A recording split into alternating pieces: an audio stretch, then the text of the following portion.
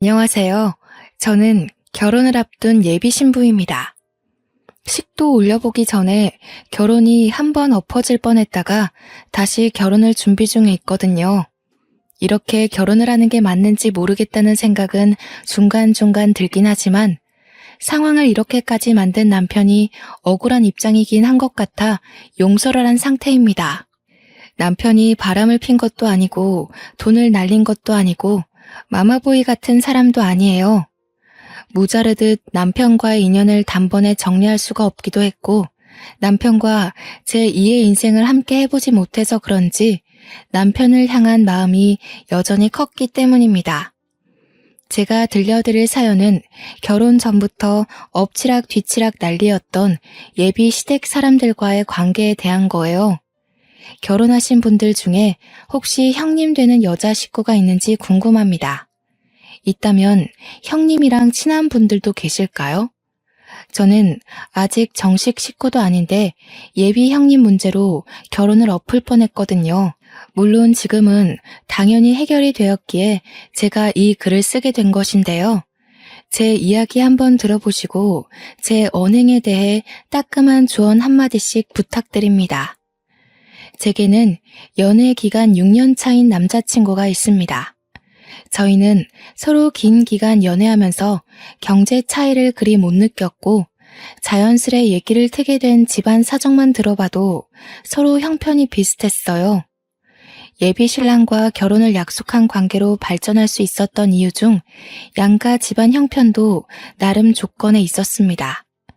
너무 수준 차이가 많이 나면 한쪽이 부담스럽잖아요. 저희는 다행히 금전적인 부분에서 문제될 게 전혀 없었다는 겁니다. 저와 예비 신랑은 결혼하기 전 모아둔 돈과 약간의 대출을 받아 적당한 빌라 정도에서 살 수 있는 집까지 알아봐뒀습니다. 남들은 돈이 없어서 원룸에서 시작하는 신혼부부도 있다던데 그에 비하면 저와 예비 신랑의 출발선은 한참 위에서 시작한 셈이죠. 결혼 계획을 세우면서도 저희는 딱히 안 맞는 부분도 없었고 부딪힐 만한 상황이 생기더라도 서로 의견 조율이 잘 되는 편이었습니다. 예비 신랑과 저는 만난 지 2년째부터 서로를 환상의 짝이라고 생각했을 만큼 잘 맞았어요. 그랬기 때문에 더더욱 서로를 결혼 상대로 본 거였죠. 저희가 본격적으로 결혼 준비에 돌입하면서 첫 번째로 양가 부모님께 먼저 인사를 드리기로 했는데요. 월차를 내지 못해서 퇴근하고 예비 신랑을 만나 저녁에 출발을 하였습니다. 예비 신랑 집을 처음 가보는 건 아니었어요.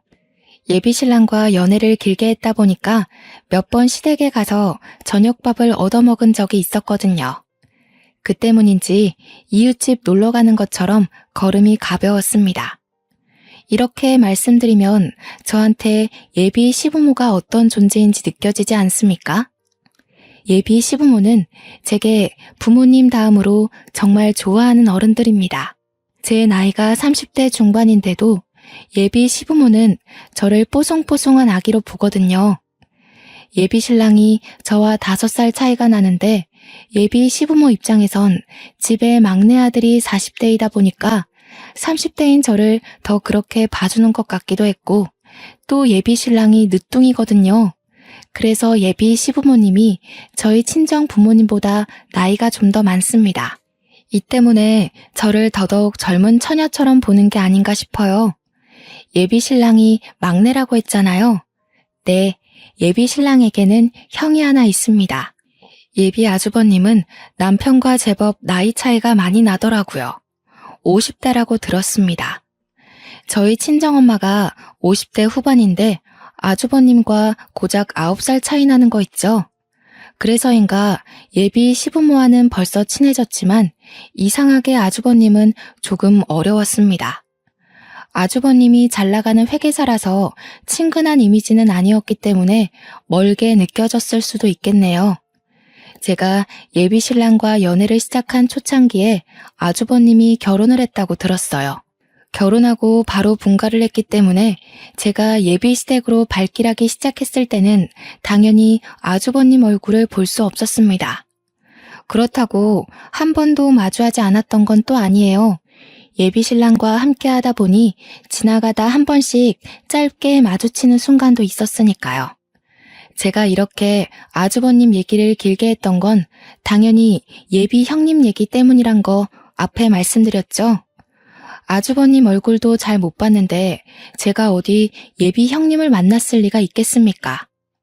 아주버님도 바깥에서 예비 신랑 때문에 어쩌다가 마주친 거라 주부인 예비 형님은 한 번도 본 적이 없었어요. 아마 결혼하기 전에 인사자리나 결혼식에서 보게 되지 않을까 싶었습니다. 그동안 일 때문에 바빠서 오랜만에 예비 시댁을 가는 거였는데요. 아무리 오랜만에 간다고 하더라도 제가 예비 시댁 가는 길을 모르는 게 아니거든요. 그런데 예비 신랑이 제가 알던 방향이 아닌 다른 방향으로 운전을 하는 겁니다. 어디 가냐고 물어봤더니 근래에 예비 시댁이 이사를 했다고 하더라고요. 도착하기 전만 해도 몰랐던 소식이니까 그저 놀라기만 했고 또 제가 예비 시댁에 그동안 연락을 너무 안 했구나 생각하기만 했습니다. 그러나 저는 예비 신랑이 도착한 아파트를 보고 놀랄 수밖에 없었는데요. 분명 일반 빌라에 살고 계셨는데 이사 온 곳은 다름 아닌 강남의 대형 아파트인 거 아니겠습니까? 평소 예비 신랑이 주말마다 복권을 하고 있는 걸 알기 때문에 1등이라도 당첨된 줄 알았습니다.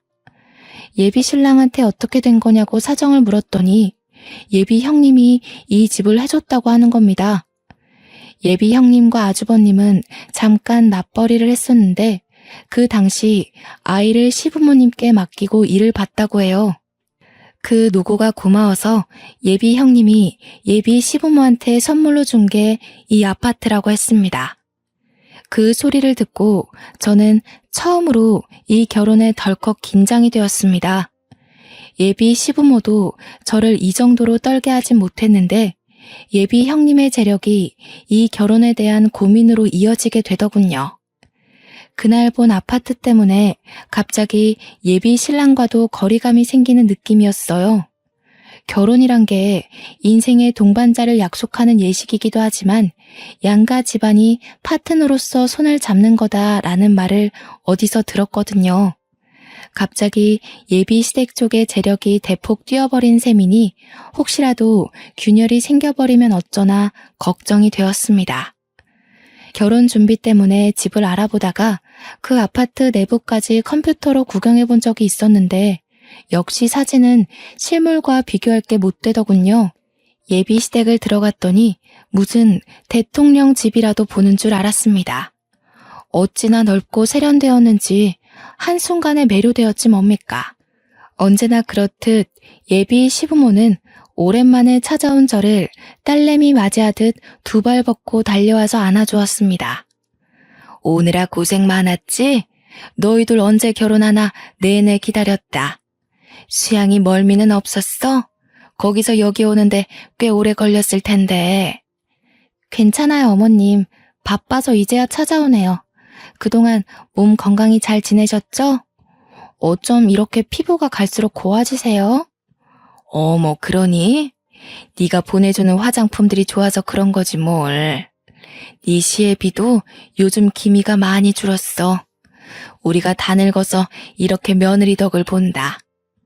제가 피부과 간호사로 일하고 있어서 저희 부모님과 예비 시댁 화장품을 주기적으로 챙겨드리고 있었어요. 별것 아닌데도 예비 시댁에선 선물을 받고 나면 꼬박 제게 연락을 해서 고맙다고 해주셨습니다. 생색내고자 챙겨드렸던 건 아닌데 그만큼 예비 시부모의 인품이 훌륭했다는 겁니다. 예비 신랑은 이제 막 약사로 개인 약국을 차리게 된 젊은 새내기였어요. 예비 신랑이 제 친정을 알아서 먼저 챙겨줬기에 저도 제 선에서 똑같이 잘하고 싶어서 그랬습니다. 원래 그날 예비 시부모와 저녁 한 끼하고 바로 돌아가는 거였는데 예비 신랑이 바로 앞동에 예비 형님이 산다고 하면서 온 김에 인사하고 가는 게 어떻냐고 제안하더라고요. 한 번도 만난 적 없지만 언젠가 만나야 될 예비 형님 언급에 잠깐 잊고 있던 긴장감이 다시 불쑥 솟았습니다. 이렇게 갑자기? 약속된 것도 아니라서 그쪽에서도 불편할 텐데. 게다가 이미 저녁 시간도 훨씬 넘겼잖아. 나는 처음 뵙는 건데 이렇게 찾아가는 건 좀 예의가 아니지 않을까? 에이, 형수는 그런 거 없어. 얼마나 털털하고 시원한 성격인데. 평소에 내가 자기 자랑하면 그렇게 보고 싶어 하더라고. 내가 형수랑 동갑이라 친구처럼 지낸다고 했잖아. 그렇다 보니 가끔 만나서 사적인 고민이나 얘기도 나누거든. 근래에 네 얘기를 엄청 했더니 자리 좀 만들어 달라고 하더라. 예비 신랑의 해맑은 제안에 저는 결국 따를 수밖에 없었습니다. 방문 손님으로서 선물도 준비 못했는데 예비 신랑이 다 괜찮다고만 해서 그대로 예비 형님 집을 찾았습니다. 그렇게 방문한 예비 형님네 집은 예비 시부모 집보다 훨씬 넓고 화려했어요. 뒷동보다 앞동이 더 비싼 곳이란 건 알고 있었지만 이 정도로 운동장 같은지는 몰랐습니다. 원래 예비 형님이 예비 시부모 집도 앞동 아파트로 사주려고 했대요. 그런데 예비 시부모가 둘이서 살 건데 뭐하러 그리 큰 데 사냐고 해서 뒷동으로 사줬다고 했어요. 예비 신랑 뒤만 따라서 눈치 보며 들어갔더니 예비 아주버님과 예비 형님이 옷을 여미면서 마중을 나와 있었습니다. 예비 아주버님은 누가 봐도 아저씨 같은데 그에 반해 예비 형님은 완전 아가씨더라고요. 예비 신랑과 동갑이라는 건 알고 있었지만 예비 아주버님과 안 어울릴 정도로 어려 보여서 좀 놀랐어요. 예비 형님은 다소 화려한 인상인 저와 다르게 강아지처럼 순한 인상을 가졌더군요. 그 때문에 웃는 모습이 그렇게 사근사근하고 상냥해 보였고 덕분에 제 긴장이 은근 풀리기도 하였습니다. 어머, 수영 씨는 피부과 간호사라더니 피부가 정말 좋다. 시술 하나도 안 한 거죠? 역시 아는 게 힘이라고. 저도 화장품 추천 좀 주면 안 돼요? 네, 시술은 안 해봤어요. 제가 시간 날 때 제품 몇 개 보내드릴게요. 그런데 굳이 안 하셔도 될 것 같은데요? 이미 피부 빛깔이 장난 아니세요. 저와 예비 형님은 여자라면 적당히 나눌 인사를 했고 예비 형님이 직접 과일을 대접해 주었습니다. 예비 형님은 순한 인상에 비해 꽤나 직설적인 톤이었는데요. 성격도 그와 맞게 거침이 없는 타입인가 보더라고요. 저와는 초면인데도 저희에게 신혼집 사정을 물어봤습니다. 나랑 수영이 모은 돈이 좀 돼서 저기 변두리 쪽에 30평 정도는 구할 수 있을 것 같아. 가봤는데 좋더라고. 산책로도 있어서 강아지 2마리 정도도 키워볼까 해. 그래? 서울 변두리 쪽이면 출근하는데 무리 되지 않겠어? 또 어머님 아버님 집이랑도 멀어지는 거잖아. 왔다 갔다 힘들 텐데. 둘이서 얼마 모았는데? 한 2, 3억 정도 돼. 대출까지 보태면 5억 좀 안 될 것 같아. 네가 돈 많은 집 딸이니까 몰라서 그래. 결혼 이렇게 시작하는 거면 어렵지 않게 출발하는 거야. 뭐 보통 신혼부부와는 다르게 결혼하긴 했으니 모른다고 볼 수 있겠지. 그러지 말고 너희들도 이 아파트로 들어오면 어때? 내가 보태줄게. 예비 형님은 표정 하나 안 변하고 저희에게 30억 아파트로 들어오라고 제안했습니다. 대출 받지 말고 자기한테 모았다는 돈 2, 3억만 내라면서 그럼 30억 아파트 계약해주겠다고 하는 거 아니겠어요? 당황한 저와 달리 예비 신랑은 땅속에서 다이아몬드라도 발견한 사람처럼 눈빛이 번쩍 빛나더군요. 예비 신랑과 예비 형님이 친구처럼 지낸다는 것도 물론 알고 있었지만 둘은 모든 면에서 서슴없을 정도로 친한 듯 보였습니다. 정말 진심이야? 우리한테는 이런 거 농담 아니야. 괜히 말장난하는 거면 그렇다고 얼른 말해라. 그런 게 아니라면 우리야말로 진심 고맙지. 농담 아니야. 내가 언제 너한테 돈으로 농담하는 거 봤니? 앞동은 부담스러울 거잖아. 뒷동으로 해줄까 하는데 어떻게? 당장 해줘? 예비 신랑과 예비 형님 둘이서만 신난 대화였습니다. 예비 아주버님은 일 때문에 저와 인사만 했을 뿐 줄곧 방에 있었어요. 저 혼자 덩그러니 그 둘 대화를 보며 불청객 마냥 앉아 있었죠. 예비 신랑은 제게 너무 잘 됐지 않냐고 하면서 3억으로 30억 아파트에 살 수 있게 되었다고 되게 좋아라 했습니다. 근데 저는 왠지 그게 좀 불편했어요. 저희가 충분히 독립적으로 시작할 수 있는 신혼살림을 시부모도 아닌 형님한테 도움받는 것이 내키지 않았습니다. 그렇게 되면 사는 내내 예비 형님 때문에 신경이 쓰일 것 같기도 했고 자칫 남의 집에 얹혀 사는 기분이 들 것 같거든요. 제가 예민하게 생각했던 걸까요? 제가 계속 대답을 머뭇거리고 있자 예비 형님이 수양 씨는 싫은가 봐 하면서 저를 떠보는 거 아니겠습니까? 예비 신랑은 제 반응을 살피면서도 눈치 없이 예비 형님 편에 서서 저를 설득하기 바빴어요. 저는 여차저차 의논해보겠다고 하고 그만 자리를 마무리했습니다. 그 집을 나와서 예비 신랑 차에 올라탔을 때 제가 먼저 예비 신랑한테 속마음을 밝혔어요. 그냥 우리가 계획했던 대로 하자.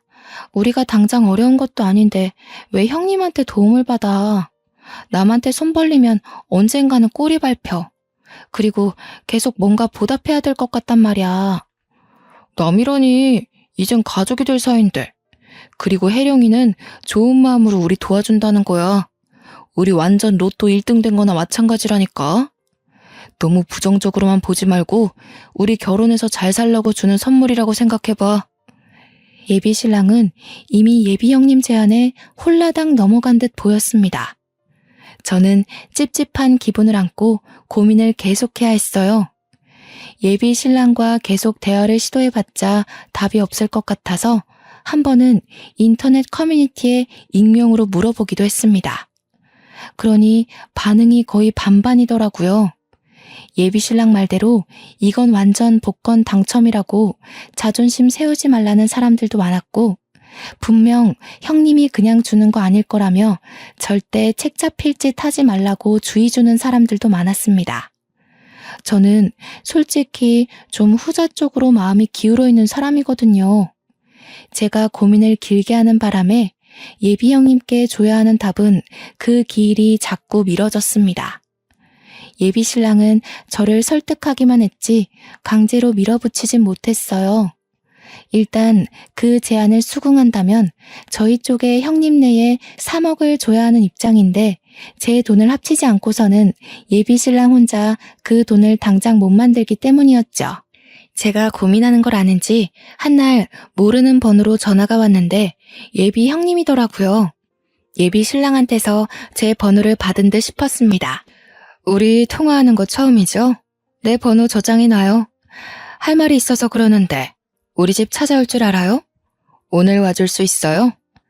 네, 웬만하면 그러고 싶은데 여기서 거기까지 1시간 걸리거든요. 왔다 갔다만 2시간 반은 잡아야 되는데 제가 내일도 출근이라서 어려울 것 같아요. 정 안 되면 우리 집에서 자고 가면 되죠.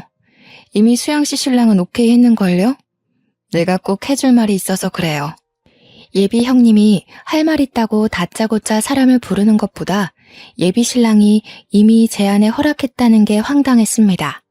저는 예비 형님과 전화를 끊고 바로 예비 신랑한테 전화했어요.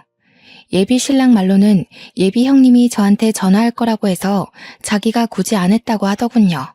거기서 제가 뭐라고 하겠습니까?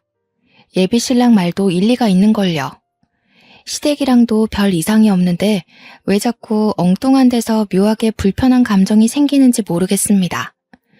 예비 형님이랑 제가 나이가 비슷해서 그런가 싶기도 하고 그때만 해도 진짜 아무것도 몰랐어요. 별 수 없이 예비 신랑을 만나 예비 형님 아파트에 또다시 인사를 하러 갔습니다.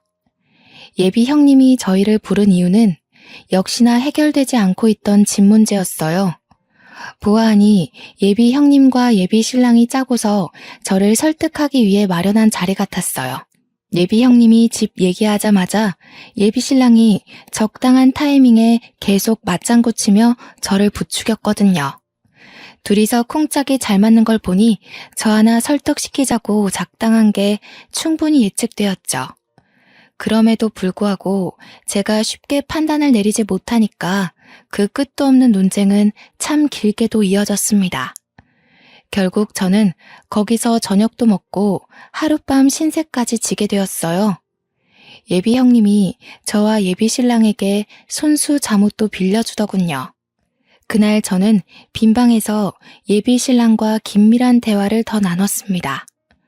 자기 이러는 거 솔직히 자존심으로밖에 안 보여. 혜령이 두 번째 보잖아. 집 사줬다고 생색내래로 보였어? 왜 이렇게 부정적이야? 자존심? 그래, 자존심 상하긴 해. 왠지 받으면 안 될 것 같아서 그러지.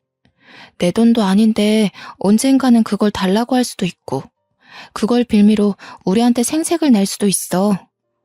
계속 같은 소리네. 혜령이 그런 애 아니라니까. 혜령이는 너더러 신중하고 야무져서 나보고 신부 하나는 잘 골랐다고 하더라. 어차피 나랑 결혼하면 혜령이랑 한 식구가 되는 건데 좀 좋게 보려고 노력하면 안 돼? 제가 답답하게 행동했는지 예비 신랑은 잠깐 담배 좀 피고 오겠다고 나가버렸습니다. 예비 신랑은 담배를 자주 피는 건 아니었고 열받을 때마다 성질내는 대신 담배로 화를 다스리는 사람이었는데요. 그러니까 지금 성질이 났다는 뜻이에요. 예비 신랑이 저렇게까지 나오니까 진짜 예비 신랑 말대로 제가 너무 민감하게 생각했나 싶더라고요. 예비 신랑 돌아오면 좋은 방향으로 얘기를 다시 해볼 생각이었습니다. 그런데 예비 신랑이 1시간이 넘어도 안 오는 거 아니겠어요? 기다리다 못한 제가 방 밖을 나가봤는데 넓은 거실 쪽에서 무슨 소리가 들렸습니다. 소리 나는 대로 따라가 보니 거실이 아니라 주방 쪽이었고 저는 발소리를 더더욱 죽여가며 소리의 출처를 찾아보게 되었죠. 그런데 그곳에서 저는 정말 충격적인 장면을 보게 되었는데요. 예비 형님과 예비 신랑이 대화 중인 것 같았는데 예비 신랑이 머리를 싸매며 잠깐 고개를 숙이고 있는 상황에서 예비 형님이 예비 신랑한테 줄 물에다가 뭔지 모를 약을 타는 겁니다. 당시 휴대폰을 들고 있던 상태도 아니었고 들고 왔더라도 당황해서 못 찍었을 정도로 놀랐습니다. 예비 신랑이 아무것도 모르고 그걸 마시려고 하길래 저도 모르게 뛰어가서 예비 신랑 손에 있는 컵을 쳐내버렸어요. 방금 물에다 뭐 하신 거예요? 이상한 짓 한 거 맞죠? 제가 똑똑히 봤어요. 물에다가 이상한 가루약 탔잖아요. 저기 싱크대에 껍질도 버려... 무슨 소리 하는 거야? 수영씨 자다가 꿈이라도 꿨어요? 아무리 그래도 그렇지 사람 다칠 뻔했잖아요. 새벽에 이게 무슨 난리야. 제가 싱크대로 가서 예비 형님이 썼던 약봉지를 손대려고 하자 예비 형님이 제 앞을 막아서더니 갑자기 주저앉았습니다. 그러더니 맥락 없이 서럽게 울기 시작하는 거 아니겠습니까? 예비 신랑은 제가 아닌 예비 형님을 살피기 시작했는데 한 번도 저한테 화낸 적이 없던 예비 신랑이 그때 처음으로 언성을 높였습니다. 자기 도대체 왜 이래? 왜 이렇게 혜령이를 못 잡아먹어서 안달이야? 결혼하면 자기가 형님으로 모셔야 될 사람이라고. 혹시 혜령이한테 자격지심 있어? 뭐라고? 내가 말해줬잖아. 저 사람이 오빠 먹는 물에다 약 타는 걸 봤다니까? 어떻게 나한테 그런 소리를 할 수가 있어. 오빠는 적어도 내 말을 먼저 들어주려고 해야지. 애 같은 소리 하지 마. 또래 나이에 혜령이가 너보다 너무 잘나서 시기하는 거지. 내가 보기엔 너 이러는 거 열등감 맞아. 진짜 실망이다. 내 말 좀 들어. 오빠가 확인해보면 되잖아. 저 사람이 약을 탔는지 안 탔는지. 경찰이라도 불러서 여기 쏟아진 물 성분 조사해보라고 해. 그만해. 어느 정신 나간 사람이 그런 짓을 하겠어? 너 지금 나이가 30이 훌쩍 넘었어. 그런 허황된 변명이 통할 거라고 생각돼? 그 정신 나간 사람이 바로 네 형수라고. 내 말은 확인도 안 해보려고 하면서 저 사람 말은 뭐가 그리 믿을 게 있다고 감싸도는 건데 진짜 정신 나간 년이 누군지 모르겠어? 저는 결국 식구끼리 해선 안 될 말을 저질러 버렸습니다. 그랬더니 예비 신랑은 아예 저를 막장으로 보더군요. 예비 신랑은 곧 저를 향해 실망한 기색을 비추곤 예비 형님을 챙겨 예비 형님 방으로 가버렸습니다. 그날 이후 저는 예비 신랑과 연락도 안 했어요. 예비 신랑이 얘기 좀 하자고 여러 번 연락이 왔지만 그때마다 무시했단 말이죠. 그러다 예비 신랑이 결국 제가 일하는 직장을 찾아오게 되었고 할 수 없이 대면을 해야만 했습니다. 나랑 헤어질 거야? 왜 내 연락 피해? 해결을 하려면 대화를 해야지. 혜령이가 너랑 다시 얘기해보고 싶어해. 사과 받아주겠대. 시간 언제 괜찮아? 그럴 필요 없어. 나 이번 기회에 오빠랑 헤어질 거니까. 그래서 연락 피했던 거고 이왕 만나버린 김에 말할게. 우리 여기까지 하자. 저는 홧김에 없는 소리 하는 사람이 아닙니다. 100% 진심이었습니다. 예비 신랑과 연락 안 하는 시간 동안 저도 제 나름 생각 많이 하고 내린 결정입니다. 예비 시댁에서 예비 형님이란 존재가 사라지지 않는 이상 그 집과 인연을 맺어선 안 된다는 쪽으로 마음이 기울어 버렸어요. 그리고 그날 예비 형님 집에서 보였던 예비 신랑의 태도, 그건 제게 엄청난 실망을 안겨준 일이었습니다. 오빠도 마음 정리할 필요하지. 정리 잘하고 파혼 얘기 아니면 앞으로 연락하지 말아줘. 그래도 6년 동안 좋았어. 이렇게 끝나버릴 줄은 몰랐는데 우린 여기까지인 것 같다. 제가 답도 안 듣고 무작정 일어나 버리자 예비 신랑이 저를 다급히 붙잡더라고요.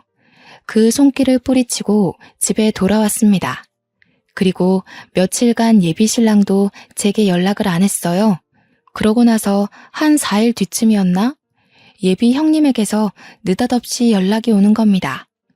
밑도 끝도 없이 예비 신랑 약국으로 오라는 말만 덩그러니 날라온 거 있죠? 제가 예비 신랑한테 이별을 통보했다는 거 예비 형님도 다 알고 있을 겁니다. 저희가 갈라서게 된 이유는 온전히 예비 형님 때문이잖아요. 예비 신랑과 갈라섰으니 예비 형님도 더 이상 저와 관련이 없는 사람인데 제가 왜 이 여자 말에 반응을 해주겠어요? 당연히 무시했습니다. 그랬더니 바로 또 연락이 오더라고요.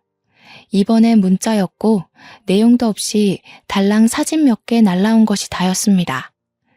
아, 그중 영상이 하나 있길래 눌러봤거든요. 예비 형님과 예비 신랑이 술자리를 갖는 장면이었는데 예비 신랑이 좀 많이 취해 보였고 방으로 들어가는 예비 신랑을 뒤따라 예비 형님이 옷을 풀어 헤치면서 따라 들어가는 모습이 찍혀 있더라고요.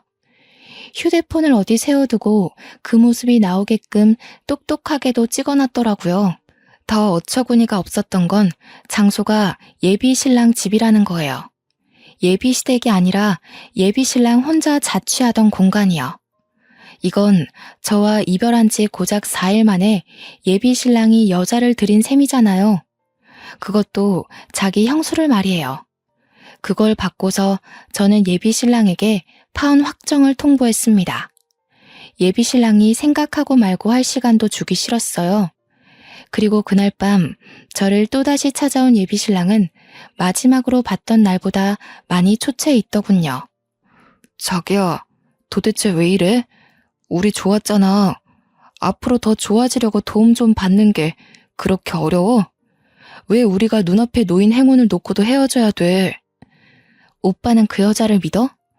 내가 보기에 오빠 지금 그 여자한테 이용당하는 거야. 우리 헤어졌다고 그 여자가 신이 나서 나한테 연락했더라? 저는 예비 신랑에게 보여주려고 인화해놨던 사진들을 냅다 뿌렸습니다. 예비 신랑은 바닥에 떨어진 사진을 힐끗 보더니 표정이 굳어졌어요. 우리 고작 헤어진 지 4일 됐잖아.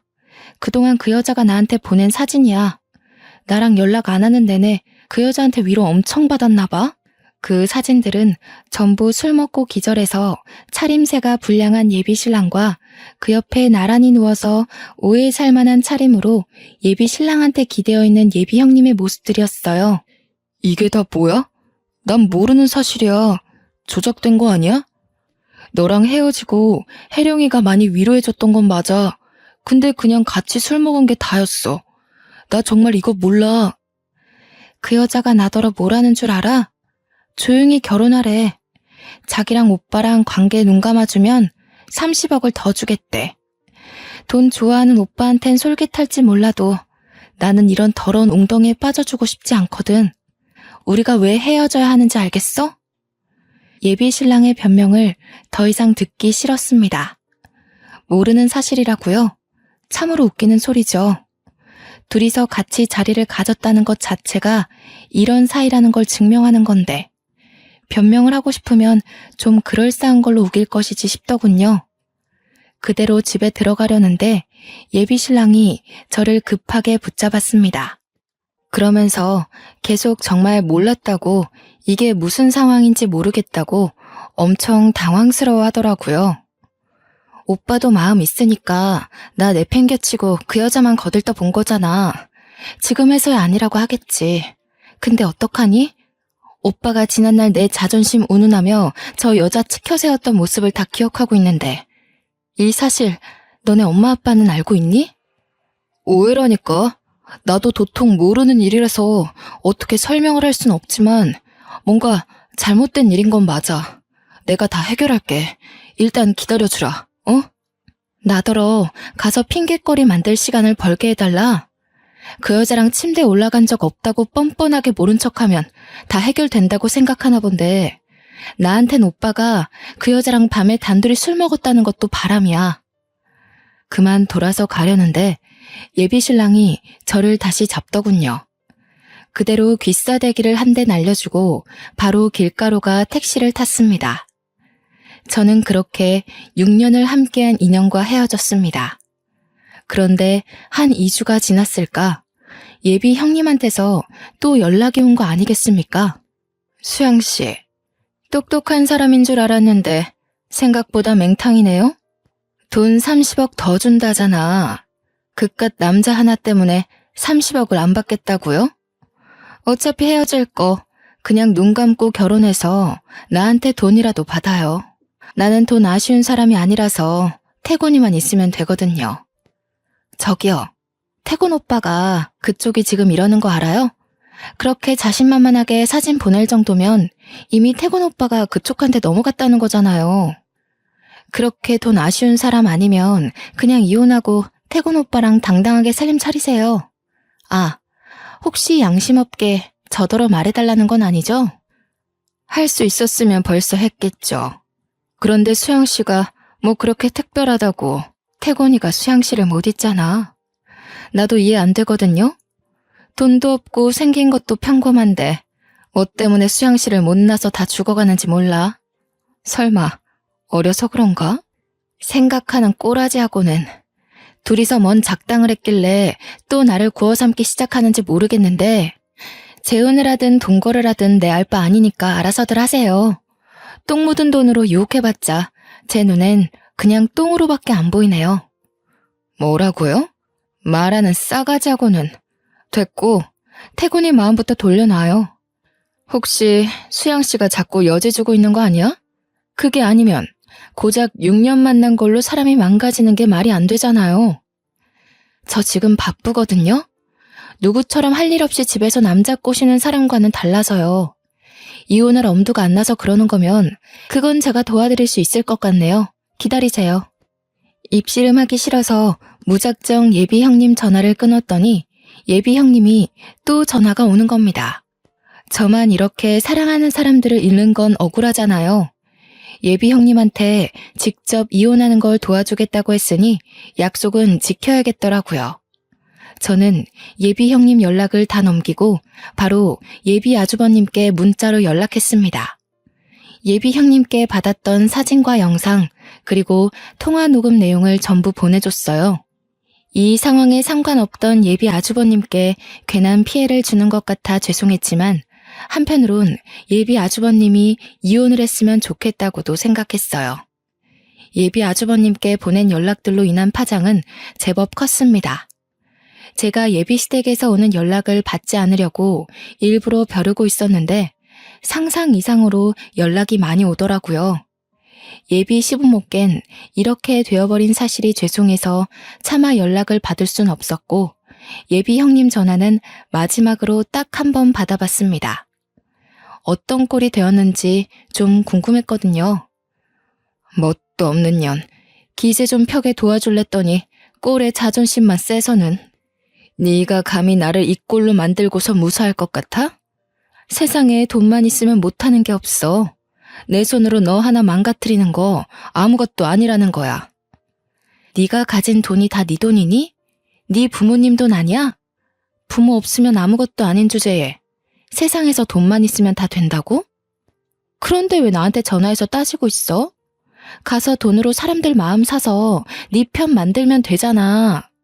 그게 안 되니까 너도 이 난리인 거 아니야? 이혼하게 도와줬으면 고맙다고 절이나 할 것이지. 뭐라고? 어디서 반말이야. 이혼을 하고 말고는 내가 정한다고 했지. 태곤이까지 날 미친년으로 보잖아. 어떡할 거야? 잘 됐네. 네가 네 무덤 판 거라고 생각해라. 그리고 너 피부 관리 좀 해야겠더라. 35살 치곤 잔주름이 너무 많아. 어쩌다 보니 점점 유치한 다툼으로 변질되는 것 같아서 그만 끊어버렸습니다. 보니까 예비 아주버님한테 이혼 소송을 당했나 봐요. 심지어 예비 아주버님은 제 연락을 받고 바로 그 집을 나왔다고 했습니다. 예비 아주버님이 인상만큼이나 뒤 안 돌아보는 성격이 맞았나 보네요. 부정행위를 뻔뻔하게 자랑하더니 참 꼴 좋지 않습니까? 얼마나 고소하던지. 하나 의아했던 건 예비 신랑이랑 따로 관계가 발전할 줄 알았는데 그건 또 아닌가 보더라고요. 예비 신랑이 제게 받았던 사진을 가지고 예비 형님한테 찾아가 따지고 호통을 쳤다지 뭡니까?